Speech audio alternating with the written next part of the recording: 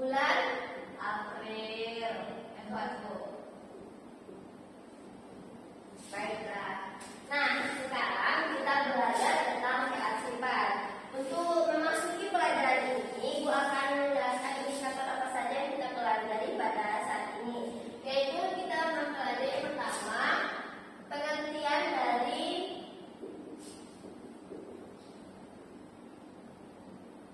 peralatan kearsipan.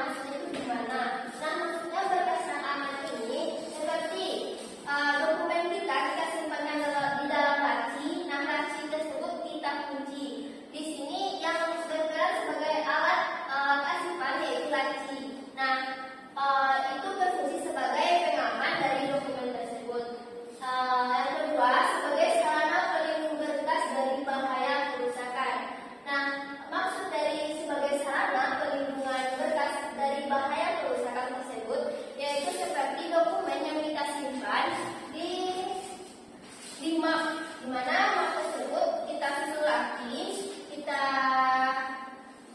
susun di dalam map tersebut dan kita simpan ke dalam tempat yang aman seperti rak atau laci. Dan yang ketiga yaitu untuk mengelompokkan berkas-berkas dengan laci dapat diterapkan dengan sistem abjad, tanggal, pengasipan, nomor dan sebagainya. Nah, maksud dari nomor 3 ini tujuannya yaitu supaya mempermudah kita untuk mengambil dokumen. Apakah dokumen itu sistemnya itu berbentuk abjad seperti misalnya dokumen sekolah atau keuangan gitu. Berarti huruf K yang diawali keuangan diawali huruf K, sekolah yang diawali huruf S. Nah, yang keempat yaitu untuk memudahkan dan mempercepat pencairan berkas ketika membutuhkannya. Ini berhubungan dengan nomor 3, di mana nomor 4 ini jika kita mengambil dokumen tersebut, kita tinggal mengambil huruf abjadnya saja seperti berkas keuangan berarti huruf K, yang diawali huruf K berarti kita cari urutan dari huruf K gitu. Apakah Anda paham? Baik. Nah, di sini kita masuk ke jenis-jenis peralatan kearsipan. Di sini ada 4 jenis peralatan kearsipan. Sebenarnya jenis peralatan kearsipan ini banyak, tetapi Ibu mengambil itu secara umum saja yang sering dibutuhkan oleh sekolah ataupun perkantoran. Yang pertama yaitu filing cabinet atau laci. Apakah kalian tahu kan bentuk kabinet atau laci tersebut? Yang kedua lemari arsip, yang ketiga rak arsip, dan yang keempat map arsip atau map folder. Nah, itulah materi kita pada hari ini. Apakah Anda dapat menyimpulkan materi kita pada hari ini? Salah satu orang saja bisa akan menyimpulkan materi kita pada hari ini. Terkait dengan pengertian atau fungsi atau jenis-jenis yang kita sampaikan tadi, boleh silakan atau Ibu tunjuk ya. Nanti bisa kami menyimpulkan apa materi kita pada saat ini. Baiklah, dapat ditarik kesimpulan dari pengertian peralatan kearsipan merupakan proses kegiatan. Peralatan kearsipan adalah alat yang dipakai dalam bidang kearsipan. Alat yang digunakannya itu tahan lama yang terbuat dari bahan seperti logam, kayu, plastik dan sebagainya. Ya, terima kasih Melati, bagus sekali. Fitriani, apakah dapat menyimpulkan materi pada saat ini? Baiklah, saya akan menyimpulkan tentang 3 istilah penting yang berkaitan dengan penyimpanan arsip. Yang pertama, pengarsipan horizontal atau mendatar, di mana arsip atau dokumen saling bertumpuk pada rak atau laci yang tidak terlalu dalam. Yang kedua yaitu pengarsipan vertikal, yaitu penyimpanan atau penyimpanan arsip atau dokumen dilakukan secara tegak lurus atau vertikal, di mana arsip disusun berderet ke belakang. Istilah yang ketiga adalah pengarsipan lateral, yaitu penempatan atau penyimpanan arsip atau dokumen ataupun map dilakukan secara berdiri atau literal, di mana arsip disusun menderit menyamping. Ya, bagus sekali.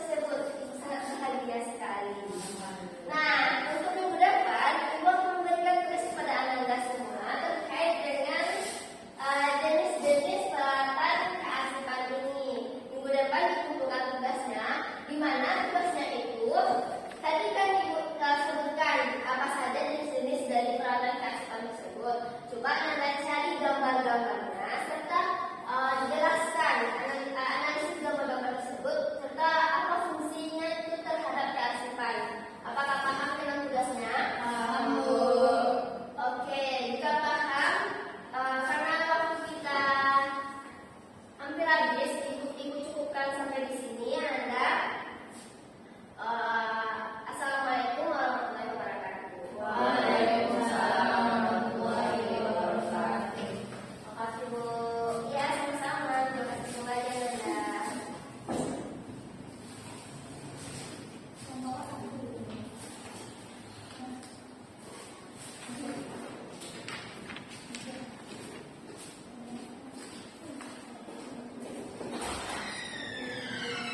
Balik dulu ya.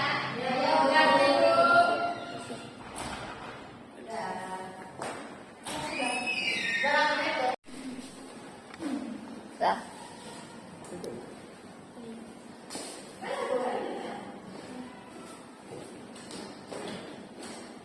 Baiklah, saya akan membacakan komentar mengenai penampilan dari Mutia Madani, yang mana itu di sini itu mengambil keterampilan menjelaskan. Yang pertama itu untuk kejelasan itu saya lihat tadi sudah muncul. Kemudian itu telah mampu menyampaikan materi dengan baik dan menyampaikan materi dengan menggunakan kalimat-kalimat yang tidak membingungkan. Tetapi di sini saya lihat itu masih kurangnya penekanan terhadap materi yang disampaikan. Yang kedua itu penggunaan contoh dan ilustrasi, yaitu saya lihat sudah muncul. Di sini saya lihat dia telah mampu memberikan ilustrasi dan contoh melalui peralatan sarana yang ada global seperti tadi yang disampaikan ada laci dan sebagainya tadi.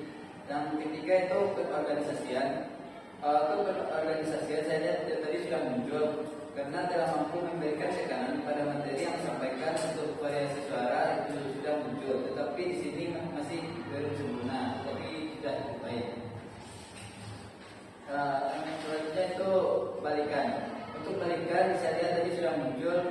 Dia telah mampu memberikan balikan pada murid untuk menanyakan pemahaman dan memberikan arahan kepada murid untuk membacakan materi yang saya sampaikan tadi.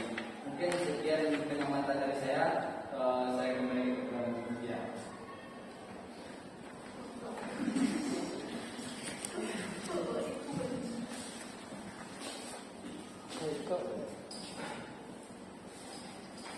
Baik, saya sebagai peserta kedua akan membacakan pengamatan dari Mutia Rahmah dengan keterampilan menjelaskan. Yang pertama yaitu kejelasan. Yang guru menyadari keterbatasan perbendaharaan kata-kata dan ungkapan yang dimiliki siswa sudah muncul, di mana sudah menjelaskan dengan bahasa yang mudah dipahami siswa. Kemudian menghindari penggunaan kata-kata yang meragukan dan berlebihan juga sudah muncul. Tadi sudah menggunakan bahasa yang simpel dan mudah dimengerti. Kemudian penggunaan contoh dan ilustrasi tadi sudah muncul, di mana Mutia memberi percontohan laci tempat menyimpan arsip. Kemudian contoh yang digunakan guru sesuai dengan usia, pengetahuan dan latar belakang siswa juga sudah muncul. Dan di bagian pengorganisasian, guru menunjukkan dengan jelas pola atau struktur sajian, khususnya hubungan antar contoh-contoh juga sudah muncul. Kemudian guru memberikan titik-titik penting baik selama pelajaran maupun dari pelajaran juga sudah muncul, seperti memberi penjelasan tambahan tentang sistem. Kemudian guru mengadakan variasi suara juga sudah muncul, namun variasi suara ini belum sempurna tapi sudah cukup baik. Kemudian penekanan yang berbeda dilakukan dengan mimik, isyarat ataupun gerakan juga sudah muncul, di mana sudah menunjukkan ekspresi yang mewakilkan penjelasan serta gerakan tangan. Kemudian pemberian tekanan juga diberikan dengan menggunakan gambar-gambar juga sudah muncul, yaitu dengan memberi penekanan dengan menggunakan buku. Kemudian bagian balikan juga sudah muncul, di mana guru sudah menanyakan kembali terkait pemahaman murid. Mungkin sekian pengamatan dari saya. Terima kasih.